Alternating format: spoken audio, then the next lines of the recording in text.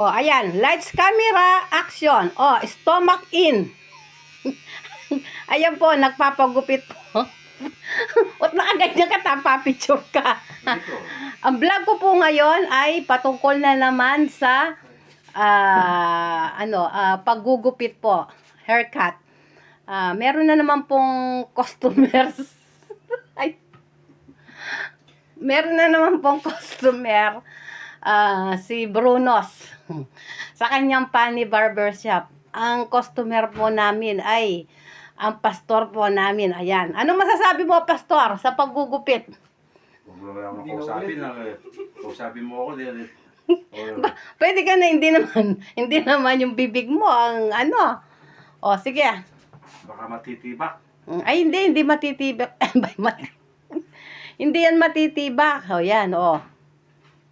Hindi, okay lang. Ganito yung paggugupit. Kailangan bandang alas 6 at 8. Ayan, ayan po. Pag magdidilim na, hindi na makikita yung tibak-tibak. O, yan, o. Ha?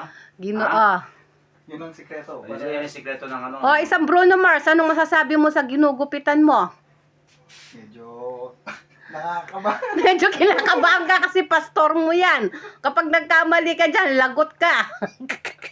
Pupulpito ka.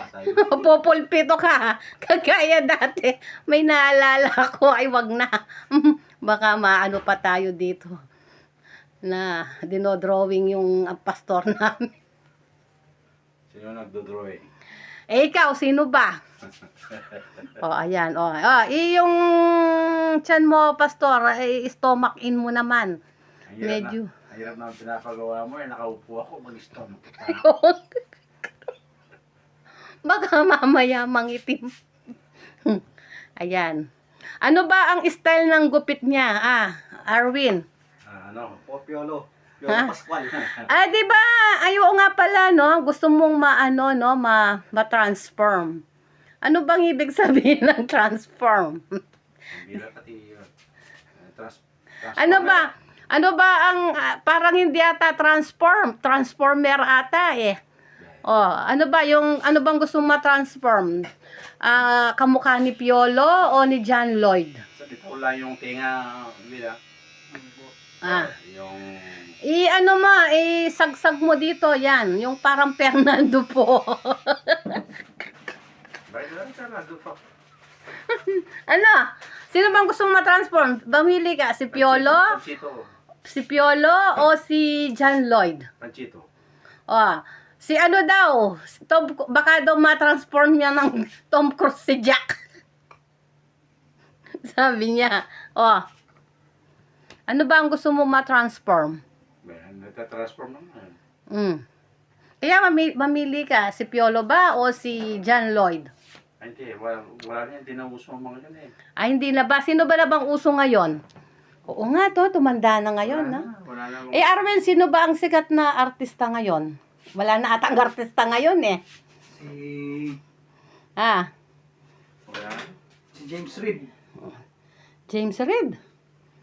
Ay, hindi ko na rin nakikita yun eh, si James Reid. Yan, no? O sige na, pastor, mag-bye-bye ka na. Bye-bye. Kasi Bye-bye. Nangangalay po ako dito sa vlog na yan. O, mag-bye-bye ka na, Arvin, bago mo matibak yan. Bye-bye. Diba, sige po.